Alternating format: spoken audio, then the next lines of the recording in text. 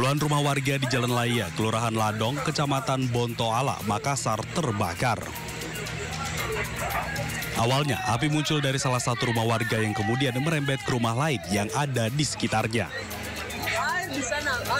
Di Reskrim Polda Sulsel, Kombes Pol Jamaluddin Farti mengatakan, aksi pembakaran rumah dilakukan seorang pria.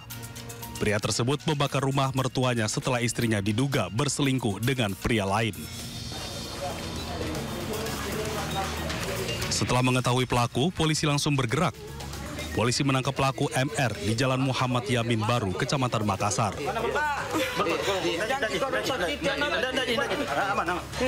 Saat akan dibawa ke posko Resmo Polda Sulawesi Selatan, pelaku pamit kepada anak dan keluarganya. Saya heran.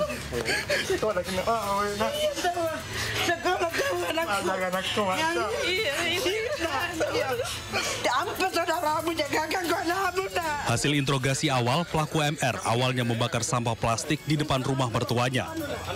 Api kemudian membesar dan pelaku meninggalkan lokasi. Akibat pembakaran rumah mertua itu, 32 rumah lainnya di kawasan padat penduduk ikut terbakar. Pemirsa, warga Jember, Jawa Timur resah lantaran teror tuyul yang kerap mengambil uang warga. Bahkan karena geram, para pemuda memasang spanduk peringatan agar waspada terhadap keberadaan tuyul.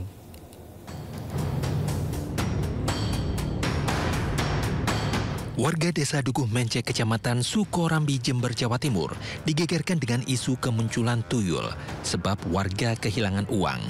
Kejadian kehilangan uang diderita pemilik warung dan toko. Warga bahkan memasang spanduk waspada tuyul di sekitar lingkungan permukiman.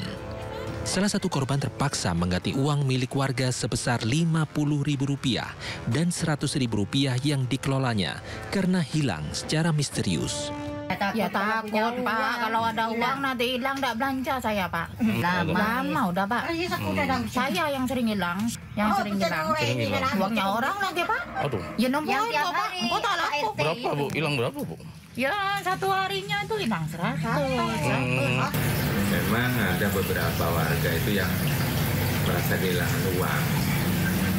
100, ada yang 50.000, 100.000 seperti itu. Cuman kepastian itu diambil sama tuyul ini kan juga belum pasti. Warga pun diimbau waspada meski teror tuyul ini belum bisa dipertanggungjawabkan kebenarannya. Sebagai alternatif, warga bisa menyimpan uangnya di bank. Sementara polisi meminta warga untuk mencopot banner waspada tuyul tersebut agar tidak meresahkan. Dari Jember, Jawa Timur, Bambang Sugiarto, iNews melaporkan. Pemirsa, petugas Satres Narkoba Polresta Sidoarjo menangkap 4 pelaku pengedar narkoba jaringan internasional. Dari tangan pelaku, polisi mengamankan 1,5 kg sabu senilai 1,5 miliar rupiah dan 240 butir pil ekstasi senilai 500 juta rupiah.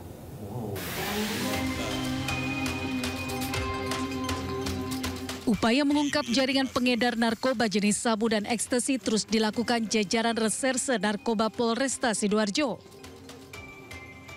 Petugas Satres Narkoba berhasil mengamankan 4 pelaku pengedar narkoba yang meresahkan warga dengan barang bukti 1,5 kg sabu senilai 1,5 miliar rupiah dan 240 butir pil ekstasi senilai 500 juta rupiah. Dari keempat pelaku, 1 diantaranya seorang wanita. Penangkapan para pelaku bermula dari tertangkapnya pelaku berinisial AC dan polisi langsung mengembangkan kasus tersebut.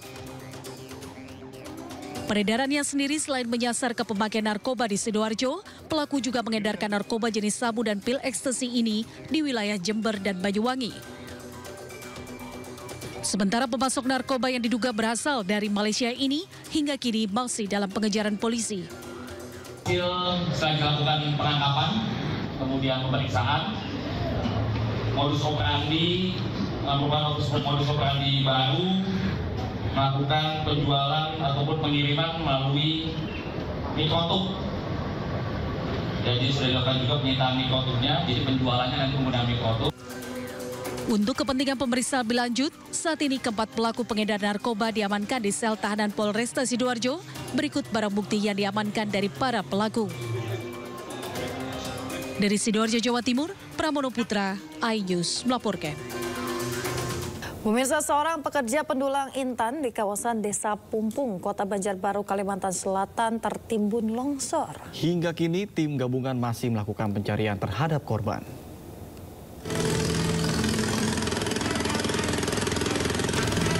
Aktivitas pendulangan intan di Desa Pumpung, Kecamatan Cempaka, Kota Banjarbaru, Kalimantan Selatan memakan korban. Lubang tambang intan mengalami longsor hingga menimbun salah satu pekerja pendulang intan. Terkait peristiwa tersebut, warga bersama tim gabungan berupaya mencari keberadaan korban pada Rabu siang. Ini masih proses pencarian. Ada berapa orang bang yang dicari bang? 1 orang kemungkinan nih. Kalau setahu abang, ini ke dalamnya berapa meter bang? Korban ini posisinya bang? Kemungkinan 3-4 meter kan. 3-4 meter. Diketahui sebelum longsor terjadi, para pekerja tengah asik mendulang intan di lubang berukuran sekitar 10 meter ke dalam tanah. Guna memudahkan proses pencarian, pihak kepolisian memasang garis polisi di sekitar lubang yang longsor. Dari Kabupaten Banjar, Kalimantan Selatan, Isairi, iNews melaporkan. Kita ke informasi lain, pemirsa. Presiden Prabowo Subianto berencana menghapus utang jutaan pelaku UMKM, petani dan juga nelayan. Kebijakan ini bertujuan untuk meringankan beban para pelaku UMKM, nelayan dan petani yang terdampak krisis. Kementerian UMKM menyebut kebijakan ini nantinya akan diatur dalam peraturan presiden tentang pemutihan utang hingga 6 juta pelaku UMKM, nelayan dan juga petani. Nantinya perpres tersebut akan menghapus hak tagih oleh bank kepada peminjam yang utangnya dihapus bukukan. Tujuan utama dari inisiatif kebijakan ini adalah untuk meringankan beban para pelaku UMKM dan juga petani yang terdampak krisis dan juga mengentaskan kemiskinan. Meski demikian, rencana ini masih dalam proses kajian dan juga sinkronisasi hukum. Rencananya ini sendiri pernah digaungkan Presiden ke-7 Joko Widodo lebih dari setahun lalu. Hal ini tertuang dalam Undang-Undang Nomor 4 Tahun 2023 tentang pembangunan dan penguatan sektor keuangan. Pemirsa, Presiden Prabowo Subianto meminta agar subsidi negara dikaji ulang agar semakin tepat sasaran. Presiden memerintahkan seluruh kajian atas subsidi selesai dalam waktu 2 pekan. Pemirsa, satu persatu Menteri Kabinet Merah Putih keluar dari Istana Kepresidenan usai mengikuti rapat terbatas bersama Presiden Prabowo Subianto Rabu sore. Presiden meminta jajaran kementerian dan juga lembaga negara untuk memastikan seluruh program subsidi sebagai bantuan pemerintah dapat tepat sasaran dan juga tepat alokasi untuk rakyat penerima manfaat. Hasan tidak menyebut sektor subsidi yang dibahas, namun Presiden memerintahkan kajian terkait subsidi harus tuntas dalam 2 pekan.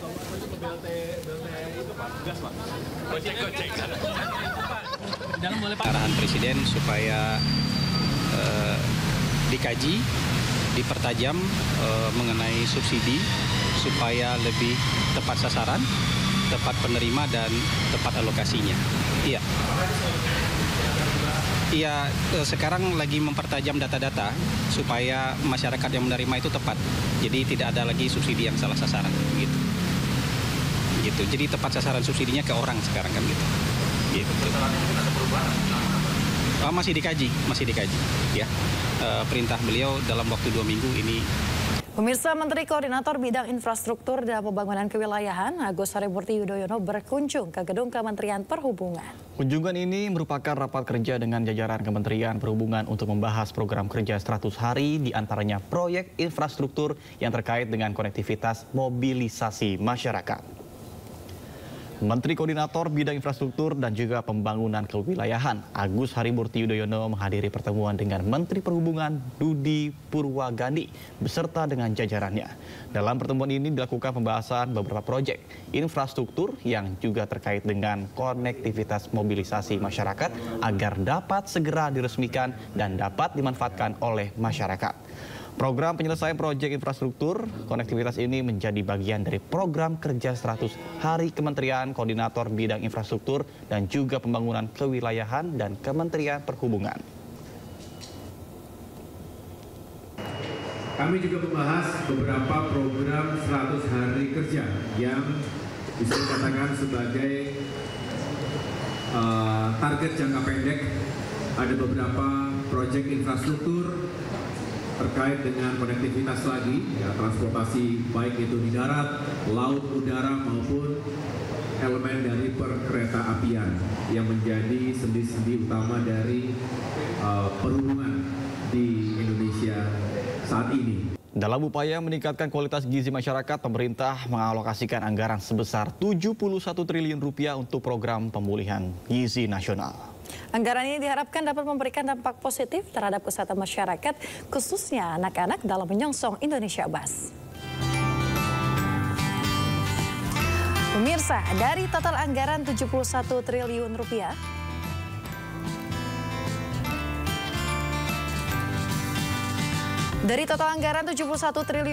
sekitar 63 triliun dialokasikan untuk program inti pemenuhan gizi seperti penyuluhan gizi, distribusi makanan bergizi, dan juga peningkatan akses masyarakat terhadap sumber makanan yang sehat.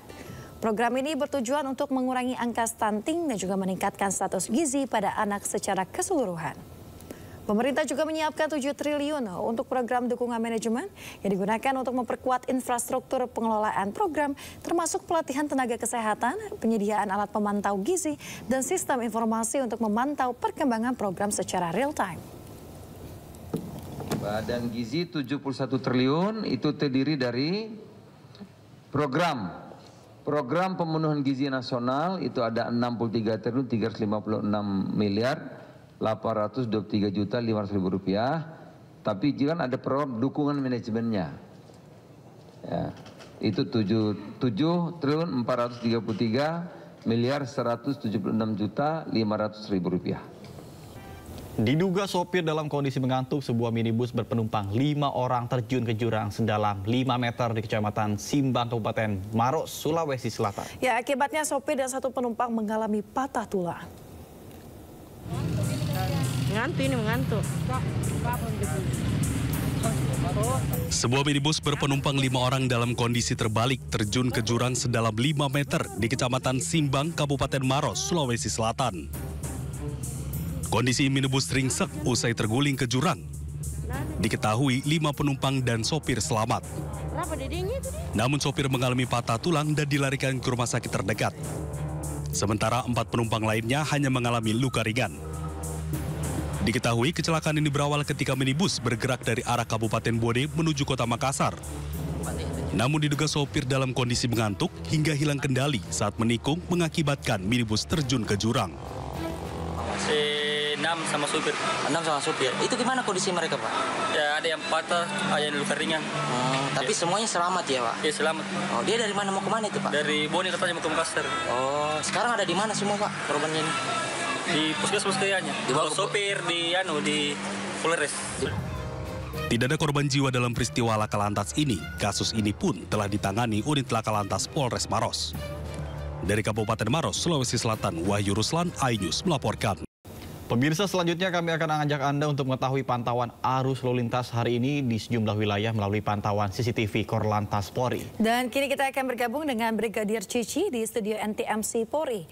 Brigadir Cici, bagaimana pantauan arus lalu lintas di sejumlah titik di wilayah Indonesia melalui pantauan CCTV saat ini? Ya, baik, terima kasih Nata juga Yasmin di studio, dan selamat pagi pemirsa menemani aktivitas Anda. Mari kita update bersama perkembangan arus lalu lintas melalui pantauan CCTV Korlantas Polri. Dan yang pertama saya akan mengajak pemirsa memantau secara langsung perkembangan arus lalu lintas di kawasan GPO Tebet, Jakarta Selatan. Pagi ini kondisi arus lalu lintas dari arah Semanggi yang akan menuju ke arah Cawang terpantau dalam keadaan ramai dan lancar, begitupun untuk arah sebaliknya. Sedangkan untuk dari tol dalam kota juga masih dalam keadaan ramai dan lancar, khususnya bagi para pengendara dari arah Semanggi yang akan menuju ke arah Cawang. Kami himbau bagi para pengendara untuk tetap waspada dengan menjaga jarak aman kendaraan Anda dan tetap menjaga batas laju kecepatan kendaraan Anda. Berikutnya kita akan beralih ke kawasan Simpang Cempaka Putih, Coca-Cola, Jakarta Timur. Arus lalu lintas dari arah Cempaka Putih yang akan menuju ke arah Pulau Gadung ataupun Tanjung Priuk terpantau dalam keadaan relatif lancar. Terjadi sedikit perlambatan kecepatan kendaraan hanya menjelang masuknya antrian traffic light, begitupun untuk arah sebaliknya. Kami mengucapkan terima kasih bagi para pengendara yang sudah bersabar menunggu antrian traffic light, dan khususnya bagi para pengendara sepeda motor untuk selalu berhenti di belakang garis stop. Selanjutnya kita akan beralih ke kawasan GPO Taman Anggrek, Jakarta Barat. Arus lalu lintas dari arah Slipi yang akan menuju ke arah Grogol melalui jalur arteri hingga saat ini masih dalam keadaan relatif lancar. Kecepatan kendaraan masih ditempuh dengan kecepatan 45 km per jamnya. Dan untuk tol dalam kota Jakarta yang akan menuju ke tol Airport Jalan Prof. Sediatmo maupun sebaliknya juga hingga saat ini masih dalam keadaan ramai dan lancar. Dan untuk kendaraan dari tol Jakarta yang akan menuju ke arah Tangerang dan sebaliknya juga hingga saat ini masih ditempuh dengan kecepatan yang cukup normal. Dihimbau bagi para pengendara untuk tetap berhati-hati mengantisipasi banyaknya para kendaraan yang keluar masuk di sekitaran kawasan pusat perbelanjaan yang berada di kawasan GPO Taman Anggrek, Jakarta Barat. Dan terakhir kita beralih ke kawasan Slipi Palmerah, Jakarta Barat. Arus lalu lintas dari arah Semanggi yang akan menuju ke arah Grogol maupun yang akan menuju ke arah Petamburan dan juga ke arah Pejompongan maupun ke arah Cawang hingga saat ini dalam keadaan ramai dan lancar. Bagi para pengendara dari arah Semanggi yang akan menuju ke arah Grogol menggunakan jalur flyover, dihimbau untuk tetap berhati-hati mengantisipasi para pengendara yang akan berbelok ke kanan menuju ke arah Petamburan. Dan untuk tol dalam kota Cawang Grogol hingga saat ini juga masih dalam keadaan relatif lancar. Pemirsa, perlu kami informasikan juga bahwa berdasarkan data RSMS Korlantas Polri yang kami terima selama 1 kali 24 jam, telah terjadi sebanyak 287 kasus laka lantas dengan rincian 37 meninggal dunia, 15 luka berat, dan 358 luka ringan. Dari 287 kasus laka lantas yang terjadi, 66% terjadi di siang hari. Untuk itu dihimbau bagi para pengendara agar tetap berkonsentrasi dan tetap berhati-hati saat mengemudi. Dan bagi pemirsa yang ingin terus mengupdate bagaimana perkembangan arus lalu lintas, kami siap melayani Anda. Pemirsa dapat menghubungi call center kami di 1500669 juga melalui SMS center di 9119. Demikian Yasmin juga Nata yang dapat kami laporkan langsung bersama saya Brigadir Cici dan silakan kembali ke studio. Terima kasih Brigadir Cici atas laporan Anda dari studio NTMC Polri. Selamat bertugas kembali dan salam presisi.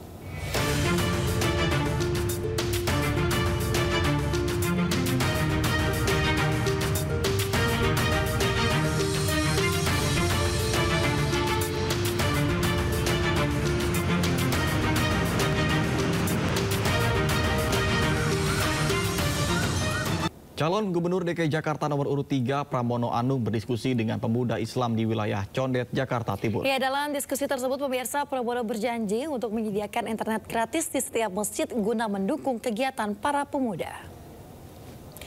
Dengan mengenakan kemeja putih dan selendang cukit khas Betawi, Pramono Anung menghadiri acara diskusi yang digelar oleh pemuda Islam Jakarta di kawasan Condet, Jakarta Timur.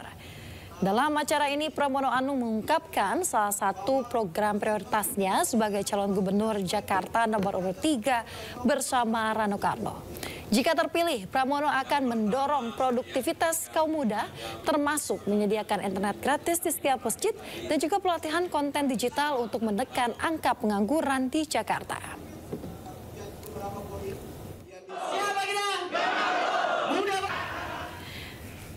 Pemirsa, calon wakil gubernur Jakarta nomor urut 1 Suswono belusukan ke Pasar Karanganyar Sawah Besar, Jakarta Pusat. Selain itu, Suswono menilai pasar tradisional Karanganyar perlu direvitalisasi dengan kondisi pasar yang dinilai kurang nyaman saat transaksi jual beli. Kedatangan Suswono, Cawagup Jakarta nomor urut 1 untuk menerima aspirasi para pedagang dan juga masyarakat sekitar terkait dengan kondisi pasar yang sepi pembeli. Suswono menjelaskan kondisi pasar yang dinilai kurang layak sehingga menjadi alasan daya beli masyarakat sekitar menjadi turun. Menurutnya, pasar Karanganyar perlu direvitalisasi dan juga membangun hunian vertikal sehingga pasar dan tempat tinggal berada di satu atap dengan harapan dapat meningkatkan penjualan di pasar. Ya, pemirsa, Anda kembali di Sindo Today bersama saya Smetania dan rekan saya Nata Arman. Kita ke informasi berikutnya pemirsa. Berbagai solusi dan juga skenario disiapkan pemerintah untuk menyelamatkan nasib karyawan Sritex yang terancam PHK besar-besaran. Wakil Menteri Ketenagakerjaan meminta perusahaan Sritex menjamin nasib karyawannya. Wakil Menteri Ketenagakerjaan Immanuel Ebenezer Garunga mengunjungi PT Sri Rezeki Isman Tbk atau Sritex di Sukoharjo, Jawa Tengah. Immanuel mengatakan kunjungan ke perusahaan raksasa bidang tekstil ini atas perintah langsung Presiden Prabowo Subianto. Menurut Immanuel, pemerintah terus berkomunikasi dengan Presiden Direktur PT Sritex Iwan Kurniawan Lukminto terkait kondisi setelah Sritex dinyatakan pailit oleh Pengadilan Negeri Semarang. Kunjungannya ke Sritex ini juga bentuk konkret bahwa negara hadir. Immanuel menegaskan bahwa kehadirannya untuk memastikan nasib 50.000 buruh PT Sritex telah dijamin oleh perusahaan. Tengah kegelisahan ini, ternyata tidak ada yang gelisah. Itu hanya opini-opini liar yang saya tidak tahu sengaja membuat kesan negatif terhadap perusahaan Sritex itu sendiri. Dan negara sadar nggak bisa tidak. Karena dampak itu itu membuat kita khawatir. Ketika mendapatkan informasi Sritex pilot, Presiden Prabowo langsung tugaskan 4 menteri, Menteri Keuangan, BUMN, Perdagangan, dan Menteri Tenaga Kerja. Nah, ini bentuk hadirnya saya ini adalah atas perintah Presiden. Di sisi lain terkait bahwa status pilot Sritex apabila dicabut, Immanuel menyerahkan hal tersebut kepada pihak perusahaan dalam penegakan hukum. Sebelumnya diberitakan PT Sri Rezeki Isman Tbk atau Sritex dinyatakan pilot oleh Pengadilan Niaga pada Pengadilan Negeri Semarang pada 21 Oktober 2024. Penetapan pilot ini keluar seusai salah satu kreditor yaitu PT Indo Barat Rayo meminta pembatalan homologasi dan dikabulkan oleh majelis hakim.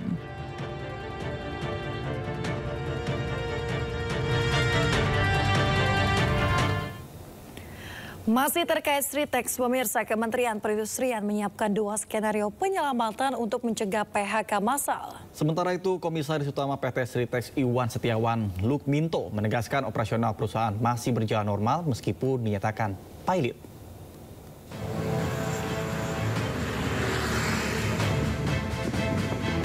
Pemerintah melalui Kementerian Perindustrian berupaya menyelamatkan PT Sri Rezeki Isman Tbk atau Sritex dari kondisi pilot. Sejumlah skenario penyelamatan disiapkan agar raksasa tekstil ini bisa terus beroperasi tanpa ada pemutusan hubungan kerja karyawan. Kalau dibilang kan kita yang pasti sih menyelamatkan terkait dengan tenaga kerjanya. Kalau bisa kita tetap upayakan, apalagi begitu Pak Iwan bilang pabriknya tuh tetap beroperasi, beda dengan kondisi pilot, perusahaan yang memang sudah nggak beroperasi kan beda. Kalau ini kan sedang beroperasi, artinya kan ada kontrak-kontrak tertentu dong yang harus dia penuhi. Komisaris Utama PT Sritex Iwan Setiawan Lukminto menyatakan meski dinyatakan pilot, hingga kini operasional perusahaan masih berjalan normal. Nanti baru kami buat, kami akan kembali ke Pak Menteri. Jalan normal. Ya, kita kan total Sritex Group itu kan hampir 50.000 orang yang bekerja. Jadi kita tetap punya spirit yang kuat. PT Sritex saat ini mempekerjakan 50.000 karyawan. Meski terus berproduksi, Sritex memiliki utang yang terus bertambah selama bertahun-tahun. Dari laporan keuangan terbaru, saat ini Sritex memiliki utang sebesar 25 triliun rupiah ke sejumlah pihak. Tim Liputan iNews melaporkan. Pemirsa, pilotnya perusahaan yang dikenal banyak memproduksi seragam militer, PT Sri Rezeki Isman Tbk, maksud KB, menyisakan kegelisahan puluhan ribu karyawan yang terancam mengalami PHK massal. Kementerian Tenaga Kerja meminta agar manajemen Sritex tidak buru-buru melakukan PHK terhadap 50.000 karyawannya. Puluhan ribu karyawan PT Sri Rezeki Isman Tbk atau Sritex kompak mengenakan pita hitam atau black ribbon di lengan. Langkah ini dilakukan menyusul putusan pilot oleh Pengadilan Negeri Niaga Semarang terhadap raksasa tekstil Indonesia ini. Para karyawan Sritex membagikan cerita tersebut melalui unggahan pada akun Instagram perusahaan Sritex Indonesia. Melalui unggahan foto dan video, para karyawan masih aktif bekerja di pabrik sembari mengenakan pita hitam bertuliskan "Selamatkan Sritex" pada lengan bagian kiri. Dalam unggahan resminya disebutkan bahwa Sritex bukan sekedar mesin produksi, melainkan rumah bagi ratusan ribu keluarga. Setidaknya perusahaan telah beroperasi selama 58 tahun dan menjadi harapan bagi puluhan ribu karyawan. Kepailitan Sritex ini merupakan kabar yang sangat mengejutkan, mengingat perusahaan sudah sangat besar dan berjaya selama puluhan tahun. Bahkan perusahaan ini sempat digadang-gadang sebagai produsen tekstil terbesar se-Asia Tenggara. Merespons pailit Sritex, Direktur Jenderal Pembinaan Hubungan Industrial dan Jaminan Sosial Tenaga Kerja Kementerian Ketenagakerjaan, Indah Anggoro Putri, meminta Sritex menunggu sampai adanya putusan inkrah atau putusan dari Mahkamah Agung. Kemenaker meminta agar Sritex dan anak-anak usahanya tetap membayar gaji para karyawan.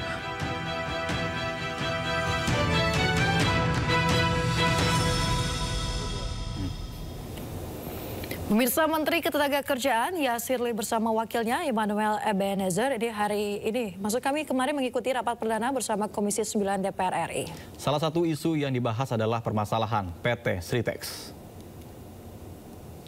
Dalam rapat ini, para anggota fraksi di Komisi 9 menyampaikan beberapa isu yang menjadi atensi publik, salah satunya permasalahan PT Sritex. Menaker, Yasirli pun menegaskan pihaknya tidak bisa mengintervensi proses hukum yang menyatakan PT Sritex telah pailit. Namun pihaknya akan segera mencari solusi terbaik terkait dengan permasalahan ini. Makanya kita hadir, kita sudah kita tidak mau ada masalah tentang koordinasi, masalah terkait kita. Oh ini yang begini pada campur itu kita pastikan bahwa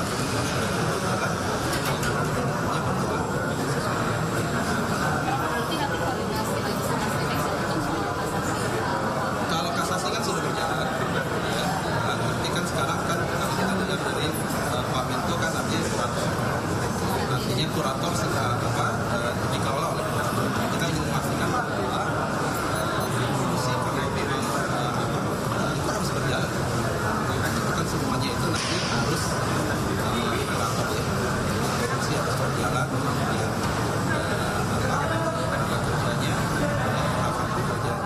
Beralih informasi lainnya pemirsa, pemerintah Thailand menemukan sampel anggur Shine Muscat mengandung residu kimia atau pestisida yang telah masuk dan dipasarkan di Indonesia. Merespon hal ini, Komisi 9 DPR menegur Badan Pengawas Obat dan Makanan atau BPOM karena lalai membiarkan anggur tersebut beredar di Indonesia.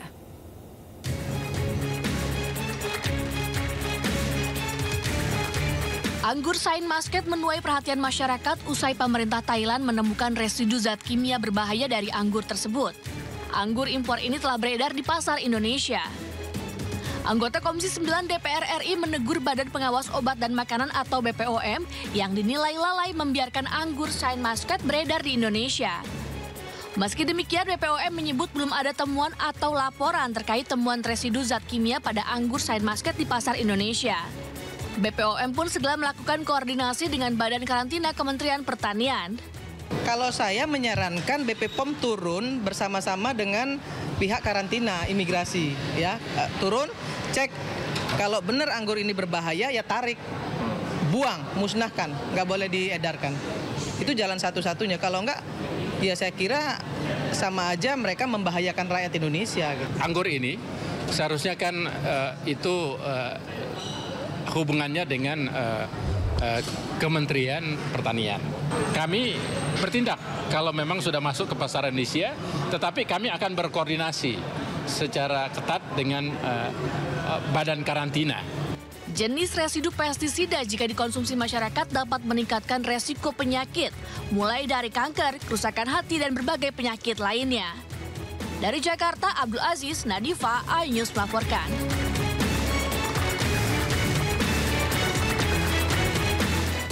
Informasi lainnya pemirsa, kegiatan Global Harmony yang digelar Kementerian Media dan Otoritas Hiburan Umum Arab Saudi menjadi ajang diaspora Indonesia di Riyadh berkumpul dan melepas kerinduan. Ya, beragam cerita menarik dibagikan para diaspora Indonesia yang telah tinggal dan juga mengadu nasib di Jazirah Arab selama puluhan tahun.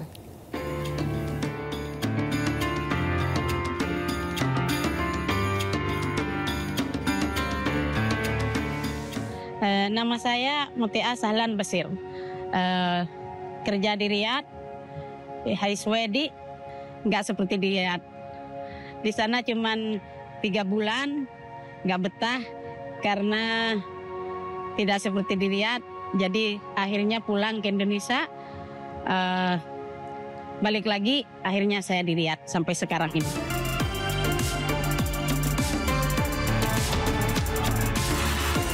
Makanan Saudi yang paling saya suka, jadi gersan kapsah itu yang suka, yang setiap hari dimasak sama marek. Kalau musim dingin, marasi. Nama saya Hendra, kerja di Arab Saudi udah 20 tahun. Pertama saya kerja di perumahan selama 3 tahun. Terus kerja lagi di sekolahan selama 7 tahun. Terus pindah lagi ke sekolahan yang sekarang saya kerja 10 tahun. Tapi ternyata setelah saya datang ke Arab Saudi, alhamdulillah orang-orang Saudi itu Masya Allah baik semua. Makanan yang saya paling suka itu kapsah. Kehidupan saya di Saudi alhamdulillah baik gitu. Jadi hampir sama lah kehidupan saya di Indonesia sama di Saudi. Ya, saya belajar bahasa Arab di Saudi. Sebelumnya saya nggak bisa bahasa Arab. Nama saya Yara dari Indonesia.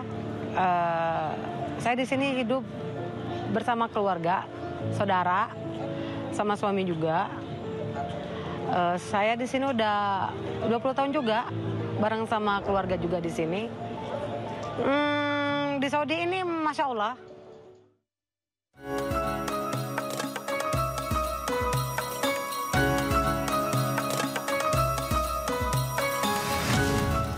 Bakso, siomay, batagor, mungkin bagi kita sudah biasa. Berbeda halnya bagi warga Indonesia yang tinggal di Arab Saudi. Bisa jadi makanan-makanan ini sulit ditemui. Namun, dalam kegiatan Global Harmony yang digelar Kementerian Media dan Otoritas Hiburan Umum Arab Saudi, beragam makanan khas Indonesia tersedia. Salah satu stand ini, makanan-makanan favorit seperti siomay, batagor, ayam geprek, hingga es cendol dijual. Yang paling laris tentu saja bakso. Ratusan mangkok bakso bisa ludes dalam sehari. Makanan berkuah ini seakan menjadi pengobat rindu bagi diaspora Indonesia yang tinggal di Arab Saudi. Ya, terutama ya kalau keluar-keluar kayak gini kita cari makanan khas Indonesia. Makanan saya cari-cari bakso dari mulai pintu masuk, di mana yang jualan bakso alhamdulillah dapat. Tak hanya makanan, berbagai pertunjukan kesenian dan hiburan dari musisi Indonesia menjadi ajang para diaspora Indonesia berkumpul, berinteraksi, dan melepas rasa rindu akan tanah air. Kegiatan ini digelar selama 46 hari dengan menampilkan 9 budaya dari 11 negara yang berbeda. Sesuai dengan program Global Harmony yang dicanangkan Kementerian Media dan Otoritas Hiburan Umum Arab Saudi, kegiatan ini mampu menunjukkan integrasi budaya, mampu mempererat hubungan baik antara warga negara dan penduduk Arab Saudi.